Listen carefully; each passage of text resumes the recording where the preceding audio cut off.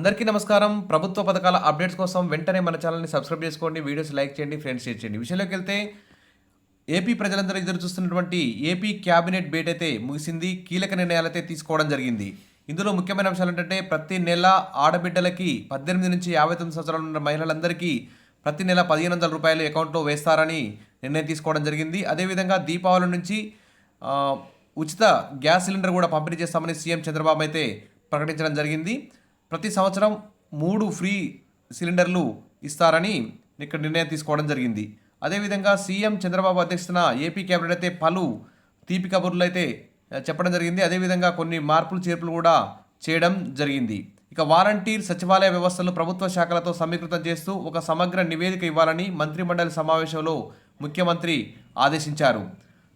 ఇక అదేవిధంగా 2023లోనే వాలంటీర్ల పదవీకాలం ముగిస్తే ఎందుకు పొడిగించలేదని ప్రశ్నించారు. వాలంటీర్లు సర్వీస్లో ఉన్నారో లేదో కూడా అర్థం కాని పరిస్థితి నెలకొన్నదని, ఇలా వాలంటీర్లను మోసం చేయడానికి కారణాలేమిటో కూడా గత ప్రభుత్వంలో ఉన్నవారే చెప్తే బాగుంటుందని ఇక్కడ సూచించడం జరిగింది. ఏదేమైనా సమగ్ర నివేదికతో రావాలని సంబంధిత శాఖను ముఖ్యమంత్రి చంద్రబాబు అయితే ఆదేశించారు. ఇక అదేవిధంగా వాలంటీర్లకు దినపత్రిక కొనుగోలు చేసేందుకు ప్రతి నెల ఇస్తున్న రూ. 200 రద్దు చేసినట్లు నిర్ణయం తీసుకోవడం జరిగింది. తర్వాత దినపత్రిక కొనుగోలుకు సంవత్సరానికి 102 కోట్లు ఖర్చు చేశారని ఆరోపించారు. ఇక అందుకోసమే దీన్ని రద్దు చేసినట్టు చెప్పారు. అదేవిధంగా ఇంటింటికి వెళ్లి 100 రోజుల కూటమి ప్రభుత్వ పాలన గురించి వివరించేలా కార్యాచరణ రూపొందించాలన్నారు.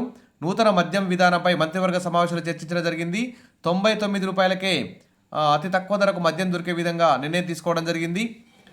అదేవిధంగా భోగాపురం ఎయిర్పోర్ట్ పేరును మార్చేందుకు కేబినెట్ నిర్ణయం తీసుకోవడం జరిగింది. ప్రజా ఆరోగ్యానికి ప్రాధాన్యతనిస్తూ స్టెమీ పథకం గురించి నిర్ణయం తీసుకోవడం జరిగింది. ఆధార్ తరహాలో విద్యార్థులకు అపార్ గుర్తింపు కార్డులు ఇస్తారట. 5 ఏళ్లలో 20 లక్షల ఉద్యోగాలు కల్పిస్తారట. రాష్ట్ర హోంశాఖలో కొత్త కార్పొరేషన్ ఏర్పాటు, కార్పస్ ఫండ్గా 10 కోట్లు కేటాయించారట. ఎస్ఆర్ఎం యూనివర్సిటీకి డీమ్డ్ హోదా ఇచ్చేందుకు కేబినెట్ అయితే ఆమోదం తెలిపింది. 1000 కోట్లతో రాష్ట్రంలో బిట్స్ పిలాని విద్యా సంస్థ స్థాపనకు చర్యలు. ఎందుకంటే దాదాపు అత్యున్నత విద్యా సంస్థలన్నీ హైదరాబాద్లో ఉన్నాయి. ఏపీకి అతి తక్కువ విద్యా సంస్థలు ఉన్నాయి కాబట్టి అత్యవసరం అని చెప్పి ఈ బిట్స్ పిలాని విద్యా సంస్థ స్థాపనకైతే చర్యలు తీసుకున్నట్టు కేబినెట్ ప్రకటించింది.